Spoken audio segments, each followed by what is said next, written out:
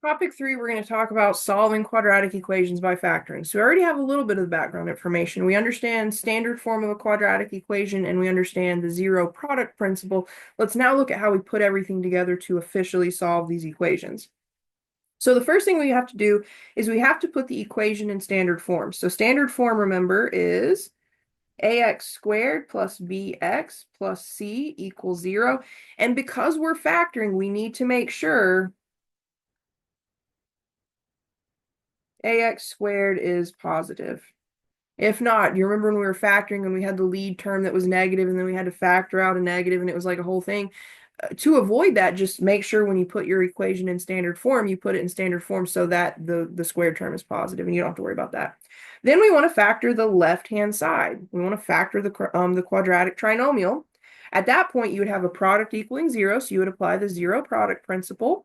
You then solve officially, and then you can always check your results. We won't check our results every single time, but we'll check them from time to time just to make sure we're all on the same page. All right, so for example 3, it says solve each quadratic equation by factoring, okay? Well, part A is already in standard form. We don't have to do anything to get part A ready. We've got the square term, the linear term, the constant term, and it all equals 0. We notice here, hopefully, that we have a quadratic trinomial where A is 1. That is nice. So when you have a quadratic trinomial where A equals 1, you can do the shortcut factoring. You can just go ahead and start with two binomials, each binomial starting with an x. And then we need to find factors.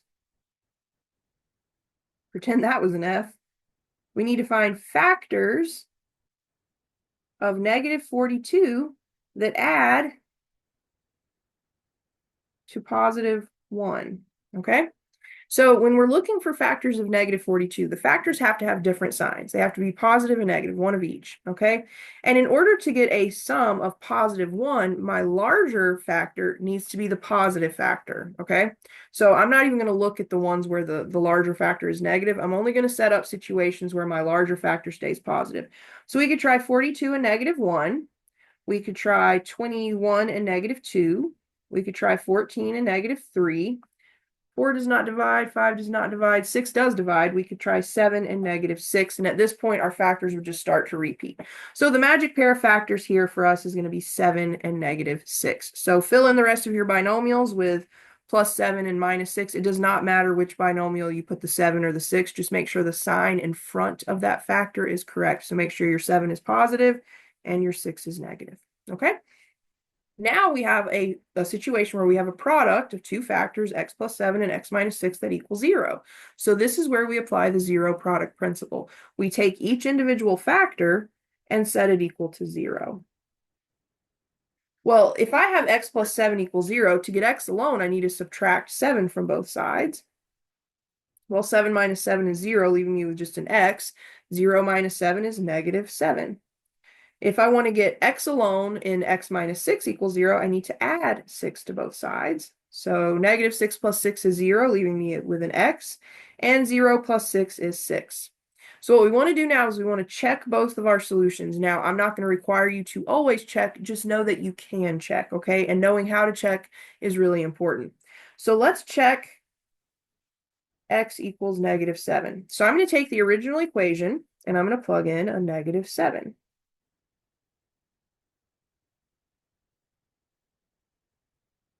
Well, negative 7 squared, it's in parentheses. We have an even exponent, so that's just going to be 49. Plus negative just becomes minus 7. Minus 42 is 0. Well, 49 minus 7 is 42. And 42 minus 42 is 0. So negative 7 really does satisfy the equation. Let's also check x equals 6. So I'm going to get 6 squared plus 6 minus 42 equals 0. Well, 6 squared is just 36. So I get 36 plus 6 minus 42 is 0. 36 plus 6 is 42, and 42 minus 42 really is 0. So these two values both satisfy the equation.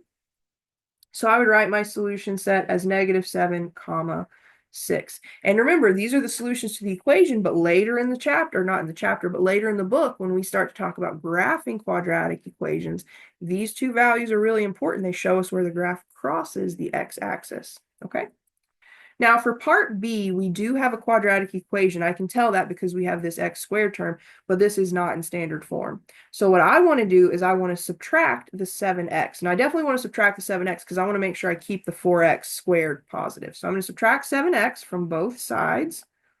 Well, on the left, 4x squared minus 7x, there's nothing to combine here, so I just rewrite both terms individually. So I get 4x squared minus 7x. And then on the right, 7x minus 7x is just 0. So, well, how would I factor this? So we had that factoring flow chart that we looked at in the previous worksheet. We do have two terms here, but we don't have the difference of squares. We don't have the sum or difference of cubes. What we do have is a GCF, and that's really all that we're going to be able to do here. We can factor out a GCF of x. So I'm going to go ahead and factor out my x. When I do factor out the x, I'm basically just dividing each term by x. So 4x squared divided by x is 4x. And negative 7x divided by x is negative 7. So we end up with 4x squared minus 7x equals 0. We factor out the x, and we now have a product of the first factor x and the second factor 4x minus 7. This equals 0, so we can apply the zero product principle. So first factor equals 0, so x just equals 0.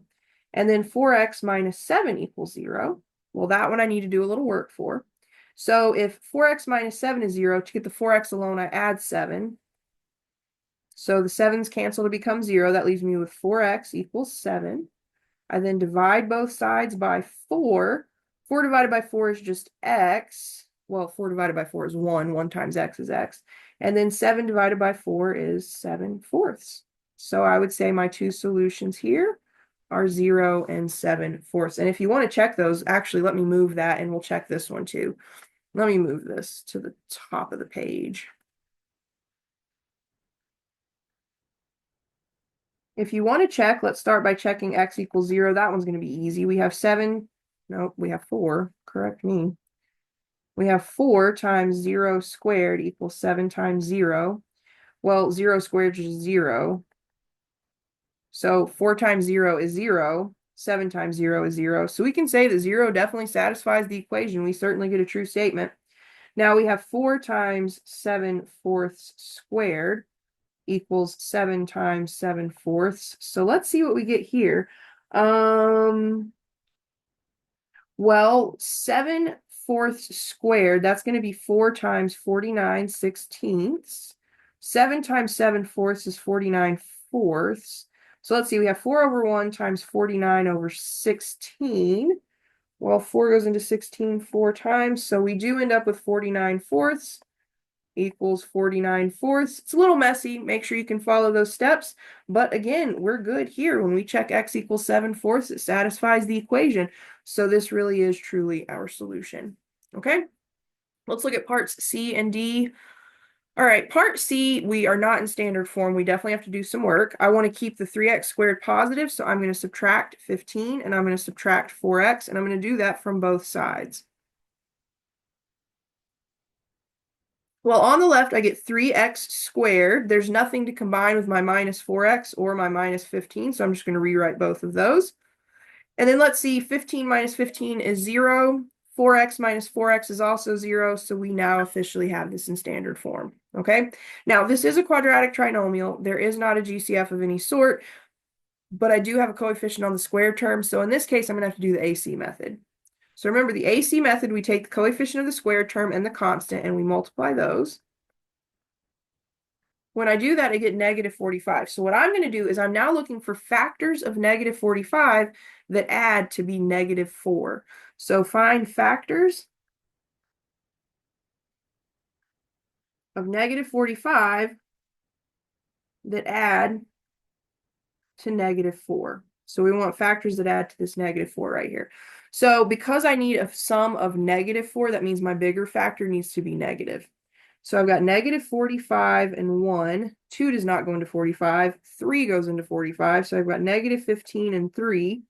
4 doesn't go in. 5 does go in. I have negative 9 and 5, and I can stop here. I don't think there are any other factors, but I can definitely stop here because negative 9 plus 5 is negative 4. So remember, when we have an AC method situation, we're going to rewrite our polynomial. We're just going to break down that middle term into the sum of two terms that have coefficients that are the same as the factors we just found. So I'm going to rewrite negative 4x is negative 9x plus 5x minus 15 is 0. Remember that let me get the green. Remember, we split this in half and we factor the left, we factor the right, then we factor overall. So looking at the left-hand side, I have a GCF of 3x. When I divide these terms each by 3x, I'm left with, let's see, x minus 3. On the right-hand side, I have a GCF of 5, so I'm going to go plus 5. When I divide these two terms by 5, let's see, 5x divided by 5 is 5. Negative 15 divided by 5 is negative 3. Excuse me, I said negative 5x divided by 5 is 5. Hopefully you all were really mad and were like, no, it's x. So 5x divided by 5 is x, and then negative 15 divided by 5 is negative 3. We can see now that both halves of this polynomial do have a common binomial factor of x minus 3. So I'm going to divide both sides by x minus 3. Well, the x minus 3's cancel on the left, leaving me 1 times 3x. The x minus 3's cancel on the right, leaving me 1 times 5. And remember, all along, this was equal to 0. So now I have a product that equals 0. I need to go ahead and solve. So I'm going to take each factor and set it equal to 0. Well, x minus 3 equals 0. I just need to add 3 to both sides. That one's easy. 3 minus 3 is 0, leaving me with x equals 3. Now, 3x plus 5, I've got two steps. The first thing I need to do is get 3x alone, so I'm going to subtract 5. 5 minus 5 is 0, leaving me with just 3x, and 0 minus 5 is negative 5. Now, to get the x alone, I have to divide both sides by 3. So 3 divided by 3 is 1. 1 times x is x. And then negative 5 divided by 3, we're just going to leave it as negative 5/3. So our solutions here are negative 5/3 and 3. Last up, this is going to be the tough one, okay? You have to resist the urge of taking x minus 3 and x plus 8 and setting them equal to 0, because these two factors do not have a product of 0. They have a product of negative 3, or well, negative 30 rather, okay? So what we have to do here is FOIL first, then put in standard form, okay? So FOIL first, then put in standard form. So I'm going to start with the foiling. X times x is x squared. X times 8 is 8x. Negative 3 times x is negative 3x. Negative 3 times 8 is negative 24. That equals negative 30. So I have FOILed. I now want to simplify and then move that 30 over, and then I'll be in standard form. So let's see. I've got x squared, and then I've got 8x minus 3x. Those need to be combined, so that's just 5x. Minus 24 equals negative 30. Well, I need to move that 30 over to the left. So I want to add 30 to both sides. Negative 30 plus 30 on the right is 0. So we're well on our way to standard form now. And then the left-hand side is going to simplify to x squared plus 5x plus 6. And now I have something that I can factor. And luckily, when we put this in standard form, this was a quadratic trinomial where a is 1. And that's always nice, because when a is 1, we can just start our two binomials, each with an x, and then all we have to do is find factors of 6 that add to 5. So I need factors of 6 that have the same sign, so both positive or both negative. And in this case, I want them both to be positive because I need a positive sum. So I could try 6 and 1, excuse me, or I could try 3 and 2. Well, 6 and 1 has a sum of 7, so that's not going to work. But luckily for us, 3 and 2 have a sum of exactly 5. So those are the factors we're going to use. It doesn't matter which binomial you put the 2 and the 3, just make sure they're both positive. So plus 3, plus 2. Now, after a little bit of work, I have a product that equals 0. So now I can apply the 0 product principle. So I've got x plus 3 is 0, x plus 2 is 0. So let's see, x plus 3 equals 0. I need to subtract 3 from both sides. 3 minus 3 is 0, so that's just going to leave me an x on the left. And 0 minus 3 on the right is just negative 3. Now, to get the x alone in x plus 2 equals 0, I need to subtract 2 from both sides. 2 minus 2 is 0. X plus 0 is just x. And then 0 minus 2 is -2. So here are my two solutions. You could certainly check them if you want. For the sake of time in this video, I'm not going to check them, but you could certainly pause and do that yourself. So my two solutions would be -3 and -2. So make sure you understand how to solve a quadratic equation by factoring. Later in life, when you get into the future chapters or when you get into pre-calculus, you have quadratics show up all the time. And if you know how to factor a quadratic to solve, it's going to be a time saver every single time. Now, not all quadratics are factorable, but when they are, it's a powerful method and it's just going to be nice and quick. So make sure you understand how to do this method of solving a quadratic equation by factoring and applying the zero product principle.